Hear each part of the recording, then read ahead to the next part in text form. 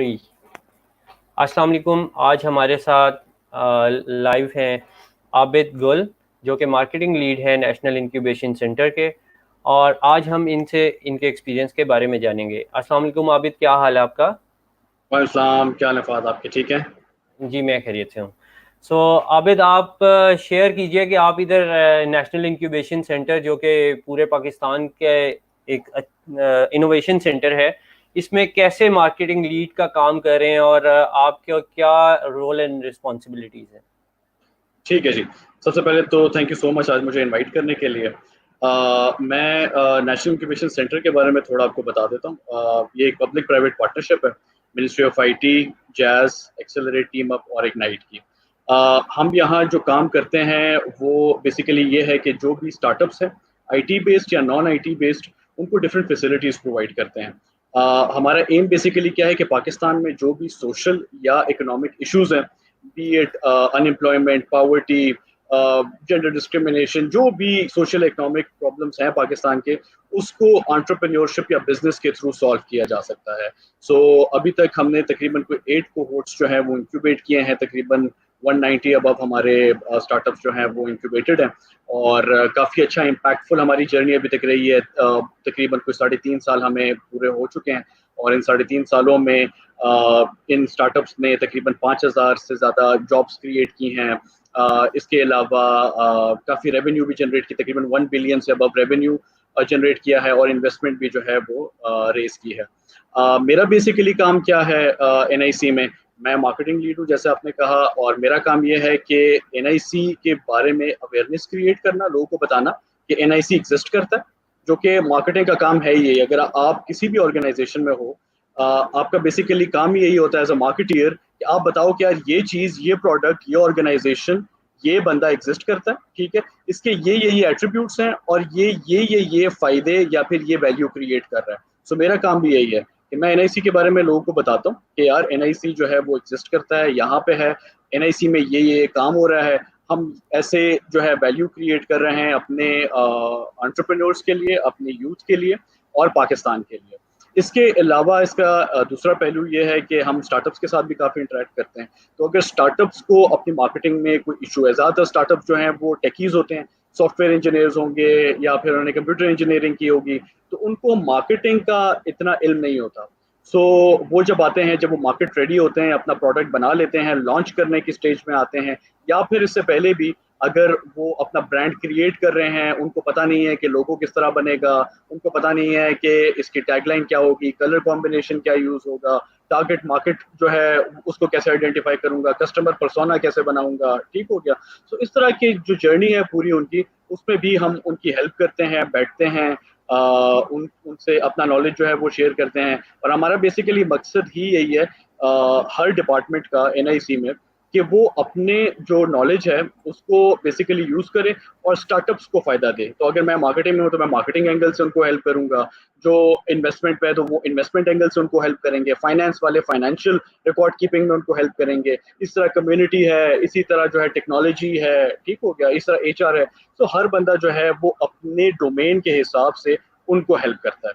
Basically मेरा काम जो है वो एनआईसी में स्टार्टअप्स को हेल्प करना, एनआईसी की ब्रांडिंग वगैरह करना, जो एनआईसी के सोशल मीडिया हैंडल्स हैं, फेसबुक हो गया, इंस्टाग्राम हो गया, मैं और मेरी टीम जो है हम सारे जो है वो मिलके वो चलाते हैं।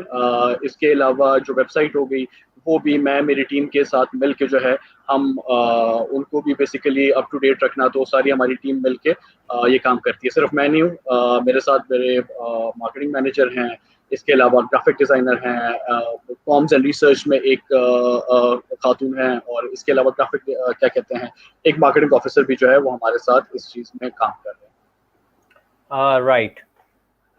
काफ़ी ब्रीफ आपने इंट्रोडक्शन दिया नेशनल इंक्यूबेशन सेंटर का भी और अपने एक्सपीरियंस का भी। तो आप क्या समझते हैं कि स्टार्टअप या किसी भी कंपनी को कितना अच्छा ब्रांड बनाया जा सकता है, या मतलब उसकी किस तरह ब्रांडिंग की जा सकती है, ताकि अगर वो इन्वेस्टमेंट के लिए जा रहा है और उनको चीज़ें कैसे लोगों को वो समझा सकता है through the colours, through the marketing, इस पे ज़रा गाइड कीजिएगा। अच्छा, ज्यादातर लोगों को जो है वो फर्क भी नहीं पता कि ब्रांडिंग है क्या, ठीक है, या ब्रांडिंग या ब्रांड और प्रोडक्ट में क्या फ़र्क है। सो पहले तो मैं उसको ज़रा जो है क्लैरिफ़ाई करना चाहूँगा। तो बेसिकली और ज़्यादातर स्टार्टअप्स, क्योंकि मैंने कहा कि उनका टेक्निकल बैकग्राउंड होता है, उनको इन चीज़ों के बारे में पता भी नहीं होता। सो एक ब्रांड जो है वो बेसिकली उसकी अगर एक बहुत ही सिंपल डेफिनेशन अगर आप कहें तो वो आपके जो जो भी आपके प्रोडक्ट लाइन है या आप जिस चीज़ को सेल करना चाह रहे हैं उसको डिफरेंशिएट करता है फ्रॉम योर कंपेटिटर्स या फिर इर्द गिर्द के प्रोडक्ट्स को। अगर फॉर एग्जांपल मैं आईफोन का सोचूं या फिर अगर जेनेरिक प्रोडक्ट्स का सोचूं तो mobile phone is a generic product category, ठीक हो गया, मोबाइल फोन्स है। राइट। लेकिन मैं जब सोचता हूँ iPhone versus Samsung versus LG, तो ये ब्रांडिंग वाले एलिमेंट्स आ जाते हैं और हर जो नाम मैं ले रहा हूँ, आईफोन का अगर मैं नाम लेता हूँ तो आपके जहन में एक इमेज आ जाता है, अच्छा ये आईफोन है, ठीक है, अच्छा ये प्रोडक्ट क्वालिटी है। सैमसंग का नाम लूंगा तो एक डिफरेंट आपके जहन में एक इमेज आएगा। एल जी, हवावे या फिर क्यू मोबाइल, जिसका भी मैं नाम लूंगा तो एक डिफरेंट इमेज जो है आपके जहन में आएगा। वो इमेज ऑटोमेटिकली नहीं बनता, ठीक है, वो इमेज बड़ा ही डेलिबरेटली उसके पीछे पूरी टीम होती है जो काम कर रही होती है वो इमेज क्रिएट करने के लिए। सो एक तो ब्रांड की डेफिनेशन ये हो गई, ठीक है, कि आपको डिफरेंशिएट करता है फ्रॉम अदर कंपैरेटर्स। और इसका जो फायदा है ब्रांड बनाने का वो भी यही है कि इतने ज्यादा मार्केट सेचुरेट होती जा रही है, हर बंदा जो है या हर कंपनी जो है नए नए प्रोडक्ट्स ला रही है। आप कैसे डिफरेंशिएट होगे, आप कैसे स्टैंड आउट होगे, लोगों को कैसे पता चलेगा, ठीक है, आपके बारे में, आपके प्रोडक्ट के बारे में। सो वो चीज़ अपने आप को एक स्टैंड आउट करने के लिए और एक डिफरेंशिएटिंग फैक्टर या फिर एक कंपेटिटिव एज देने के लिए आपको जो है ब्रांडिंग का सहारा लेना पड़ता है, ब्रांडिंग स्ट्रैटेजीज जो है वो क्रिएट करनी पड़ती है। सो एक तो ये हो गया। दूसरा ये कि आप कस्टमर लॉयल्टी बिल्ड कर सकते हो, ठीक है, बहुत अरसे तक, मतलब 4-5 साल तक मैं आईफोन का बायर था, मैंने और कोई प्रोडक्ट यूज नहीं किया, ठीक है। ये एक ब्रांडिंग पावर थी आईफोन या एप्पल की मेरे ऊपर कि मैं और कोई प्रोडक्ट यूज नहीं करता। इसके अलावा आप देख लें पेप्सी वर्सेस कोक की एक बहुत ही क्या कहते हैं राइवलरी रही है पूरे काफी अरसे से। सो उसमें भी आप देखें कि कुछ लोग होंगे जो पेप्सी को ही प्रेफर करेंगे, कुछ लोग होंगे जो कोक को ही प्रेफर करेंगे। This is the kind of loyalty they have created within the masses. So एक तो फायदा ये है ब्रांडिंग का। स्टार्टअप्स के लिए क्यों है, अब हम स्टार्टअप्स के लिए आते हैं, तो हमने बहुत ही बड़ी बड़ी मल्टीनेशनल कंपनीज के बारे में बात कर ली। स्टार्टअप्स के सबसे बड़ा जो एक चैलेंज होता है उनके लिए, रिसोर्सेज बहुत स्केर्स होते हैं, उनके पास फाइनेंशियल मसल इतना नहीं होता कि वो करोड़ों रुपए जो है वो मार्केटिंग के ऊपर या ब्रांडिंग के ऊपर लगा सके, ठीक हो गया। सो उनको बड़ा स्मार्टली प्ले करना पड़ता है इस चीजों में कि कम लिमिटेड रिसोर्सेज में मैक्सिमम आउटपुट लें वो लोग। सो उसमें ज्यादातर ये है कि हम स्टार्टअप्स को ये बताते हैं कि भाई ब्रांडिंग जरूरी तो है, ठीक है, आपके जैसा प्रोडक्ट मे बी मार्केट में और लोगों का भी हो, ठीक है, मे बी शायद आपका प्रोडक्ट सुपीरियर हो, लेकिन आप कैसे बताओगे लोगों को कि वो सुपीरियर है, ठीक है। सो उसकी आप अपने एक आइडेंटिटी क्रिएट करनी है, एक प्रोडक्ट की एक पर्सनैलिटी जो है वो क्रिएट करनी है। फॉर एग्जाम्पल एक स्टार्टअप हमारे पास था जो कि रोबोट्स बना रहा था, ठीक हो गया। अब रोबोट्स जो है बहुत ऐसे स्टार्टअप्स होंगे जो रोबोट्स बना रहे हैं। हमने उसको बोला कि यार आप जो है जो बच्चों के ब्रांड्स हैं, ठीक है, या फिर जो बच्चों के लिए एक कैटेगरी क्रिएट करें और अपने रोबोट को जो है एक नाम दें जो बच्चों के साथ रेजोनेट करें, एक स्टोरी लाइन क्रिएट करें उसके पीछे, पर्सनैलिटी ट्रेट्स डालें कि जो भी आपके प्रोडक्ट का सोचे उसके जहन में आए कि अच्छा इसकी ये एक पर्सनैलिटी है, ठीक है। हम ज्यादातर अगर फॉर एग्जांपल सोचते हैं माउंटेन ड्यू का, तो माउंटेन ड्यू के जब हम सोचते हैं तो एक एडवेंचरस एक लुक आती है, क्यों? क्योंकि जो भी एड्स मैंने आज तक माउंटेन ड्यू के देखे हैं उसमें कोई स्पोर्ट्स की एक्टिविटी हो रही होगी, कोई एडवेंचरस एक्टिविटी हो रही होगी। तो somewhere at the back of our mind Mountain Dew ने ये क्रिएट किया हुआ है कि यार I am an adventurous brand. So एक ब्रांड जो है वो पर्सनैलिटी जो है उसको आइडेंटिफाई करता है। उसी में ब्रांडिंग में ही हमारा एक वो है कि हम पर्सोनास क्रिएट करते हैं, जो जो पर्सनैलिटी ट्रेट्स हैं हम ह्यूमंस के साथ एसोसिएट करते हैं वो हम ब्रांड्स के साथ भी एसोसिएट कर देते हैं। फॉर एग्जाम्पल अगर बहुत ही कोई क्लासी किस्म का या कोई बहुत ही एलीट क्लास बंदा होगा वो कौन सी गाड़ी इस्तेमाल करेगा, ठीक है, मे बी मर्सिडीज इस्तेमाल करें, ठीक है। ये मर्सिडीज ने जो ह्यूमंस की जो पर्सनैलिटी ट्रेट्स हैं उसको प्रोडक्ट की शक्ल में प्रेजेंट किया है, ठीक है।